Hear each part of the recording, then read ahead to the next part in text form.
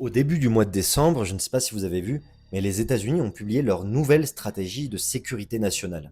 Un document extrêmement intéressant dans lequel, notamment l'administration de Donald Trump, a spécifié qu'au niveau de l'Amérique, en particulier de l'Amérique latine, il fallait revenir, je cite, à une doctrine Monroe avec un corollaire Trump.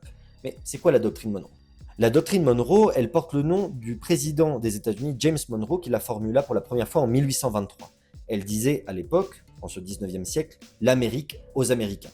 Dans le contexte, c'était une manière de revendiquer toute action pour préserver les intérêts de Washington sur le continent américain, tout en sapant les prétentions des puissances coloniales européennes, en premier lieu l'Espagne, qui a perdu d'ailleurs face aux États-Unis ses deux dernières colonies dans les Amériques, Cuba et Porto Rico à la fin du 19e siècle, et aussi la Grande-Bretagne.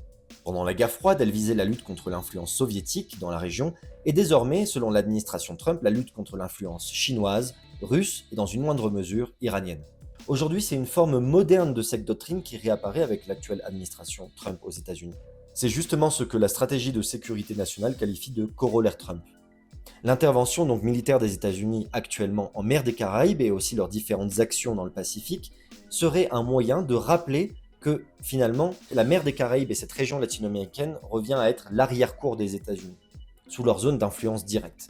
Dans le même temps, plusieurs pays d'Amérique latine connaissent un giro a la derecha en espagnol, c'est un tournant à droite, avec l'élection depuis 2022 de dirigeants plus conservateurs, pro-Trump et alignés sur Washington, favorisant des politiques anti-migratoires, des accords commerciaux pro-US et un durcissement de la coopération en matière de sécurité.